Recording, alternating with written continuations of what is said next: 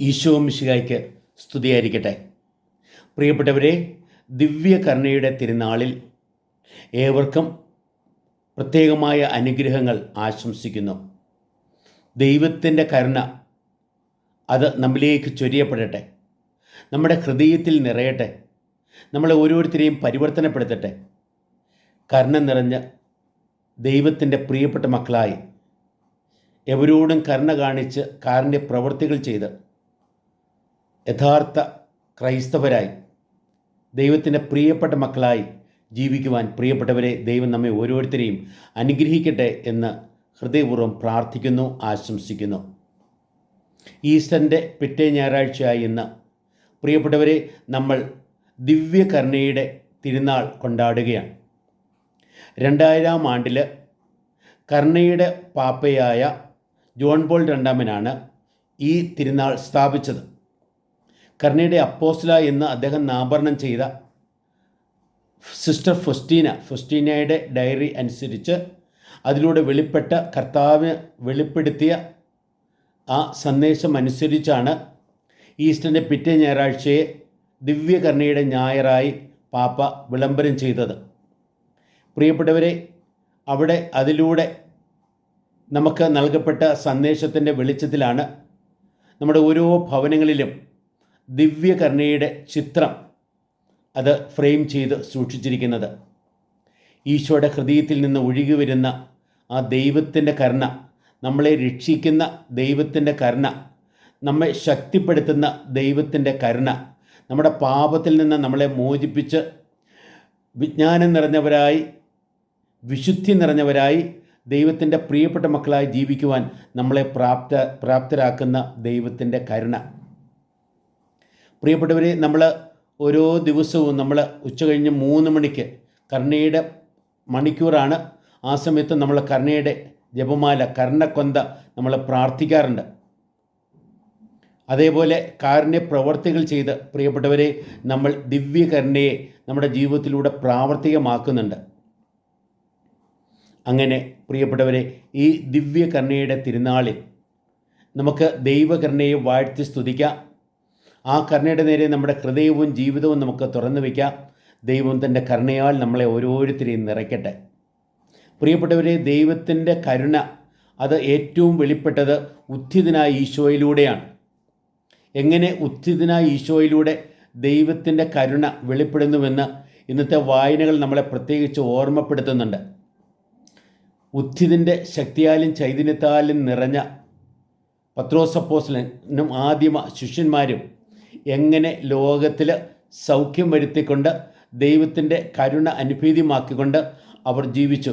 പത്രോസിൻ്റെ നിഴലെങ്കിലും വീണാൽ സൗഖ്യം പ്രാപിക്കും, രോഗത്തിൽ നിന്ന് ഭേദം ലഭിക്കും, തിന്മയിൽ നിന്ന് മോചനം ലഭിക്കും എന്നുള്ള വിശ്വാസം അവിടെ പുലർത്തുന്ന ആ സമൂഹം, പ്രിയപ്പെട്ടവരെ, ഉത്ഥിതനായ ഈശോ ജീവിക്കുന്ന ആദിമ സഭ എങ്ങനെ കരുണ നിറഞ്ഞ സമൂഹമായി ജീവിച്ചു എന്ന് അവിടെ വെളിപ്പെടുത്തപ്പെടുകയാണ്. നമ്മൾ ഇന്നത്തെ 2ാമത്തെ വായനയിൽ ഉത്ഥിതനായ ഈശോ പാത്മോസിൽ പ്രിയപ്പെട്ടവരെ ഈശോയുള്ള വിശ്വാസത്തെ പ്രതി പീഡനം അനുഭവിച്ചിരുന്ന യോഹന്നാന് ദർശനം കൊടുത്ത കാര്യമാണ് നമ്മൾ അവിടെ വായിച്ചു കേട്ടത്. ഉത്ഥിതനായ ഈശോ പ്രിയപ്പെട്ടവരെ അദ്ദേഹത്തോട് പറഞ്ഞു, നീ ഭയപ്പെടേണ്ട, നിൻ്റെ കൂടെ ഞാനുണ്ട്. ആ യോഹന്നാനെ ആശ്വസിപ്പിക്കുവാനും അനുഗ്രഹിക്കുവാനും ആ ഉത്ഥിതനായ ഈശോ കടന്നു ചെയ്തു. അത് അദ്ദേഹത്തിന് കരുണയുടെ വലിയ അനുഭവമായിരുന്നു. പ്രിയപ്പെട്ടവരെ, നമ്മൾ ഇന്നത്തെ സുവിശേഷത്തിലേക്ക് വരുമ്പോഴുണ്ടല്ലോ, കരുണയുടെ കൂദാശ അത് നമ്മുടെ കുമ്പസാരം എന്നുള്ള കൂദാശയാണ്. ആ കുമ്പസാരം എന്നുള്ള കൂദാശ എങ്ങനെ കർത്താവ് സ്ഥാപിച്ചു എന്ന് അവിടെ വെളിവാക്കപ്പെടുന്നുണ്ട്. കർത്താവ് ശിഷ്യന്മാരെ പരിശുദ്ധാത്മാവിനാൽ നിറച്ച് പാപം മോചിക്കുവാനുള്ള അധികാരം കൊടുത്തു എന്ന് യോഹന്നാൻ്റെ സുവിശേഷം 20-ാമത്തെ അധ്യായം 22-ാമത്തെ വാക്യത്തിൽ 21, 22 വാക്യങ്ങളിൽ വെളിപ്പെടുത്തുന്നുണ്ട്. കരുണയുടെ കൂദാശയാണ് കുമ്പസാരം. എന്നാൽ കരുണയുടെ വലിയ ആഘോഷമാണ് നമ്മുടെ ദിവ്യ കുർബാന. കുർബാനയിൽ ഉൾക്കൊള്ളുന്നത് പ്രിയപ്പെട്ടവരെ ദിവ്യകാരുണ്യത്തെയാണ്. ദൈവത്തിൻ്റെ കരുണയാൽ നിറയപ്പെടാൻ നമ്മൾ നിരന്തരം ആഹ്വാനം ചെയ്യപ്പെടുകയാണ്. ആ കരുണ അനുഭവിക്കുവാനായിട്ട് നമ്മൾ പ്രത്യേകമായിട്ട് വിളിക്കപ്പെടുകയാണ്. ആ കരുണയാൽ നമ്മെ നിറച്ച് നമ്മളെ പരിവർത്തനപ്പെടുത്തുകയാണ് ദൈവം ദിവ്യ കുർബാനയിലൂടെ. നമ്മുടെ ഓരോ കൂദാശയും പ്രിയപ്പെട്ടവരെ ദിവ്യകരുണയുടെ ആഘോഷമാണല്ലോ, അനുഭവമാണല്ലോ. ഈ തോമസ് അപ്പോസ്റ്റലിൻ്റെ അടുത്തേക്ക് പ്രത്യേകമായി കടന്നു വന്ന തോമസ് അപ്പോസ്റ്റലിനെ അദ്ദേഹത്തിൻ്റെ സംശയത്തിൽ നിന്ന്, പ്രിയപ്പെട്ടവരെ, അദ്ദേഹത്തിൻ്റെ ആ വലിയ വിശ്വാസത്തിൻ്റെ ഏറ്റുപറച്ചിലേക്ക് നയിച്ചത് കർത്താവിൻ്റെ കരുണയാണ്.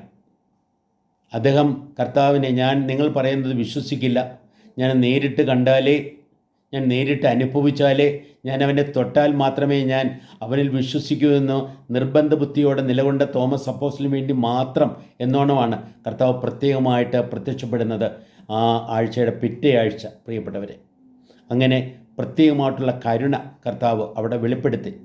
മാത്രമല്ല, ശിഷ്യന്മാരുടെ ഇടയിലേക്ക് നിങ്ങൾക്ക് സമാധാനം എന്ന് പറഞ്ഞ് വരുന്ന ഈശോനാഥൻ, പ്രിയപ്പെട്ടവരെ, നമുക്കറിയാം, അവരെ ശാസിക്കുന്നില്ല, അവരോട് കരുണ കാണിക്കുക. കർത്താവിനെ തള്ളിപ്പറഞ്ഞതിന്, അല്ലെ കർത്താവിനെ വിട്ടുപോയതിന് ഒന്നും കർത്താവ് അവരെ ശാസിക്കുന്നില്ല. പിന്നെയോ അവരോടുള്ള കരുണയാൽ നിറഞ്ഞ്, പ്രിയപ്പെട്ടവരെ, അവരോട് ക്ഷമിക്കുവാനുള്ള വരം കൊടുത്ത് അവിടെ കർത്താവ് പ്രത്യേകമായിട്ട് പ്രത്യക്ഷപ്പെടുകയാണ്. നമുക്ക് ഇന്നത്തെ സങ്കീർത്തനത്തിലേക്ക് നോക്കുമ്പോൾ ആവർത്തിച്ച് പറയാണ്, ദൈവത്തിൻ്റെ കരുണ എന്നേക്കും നിലനിൽക്കുന്നു.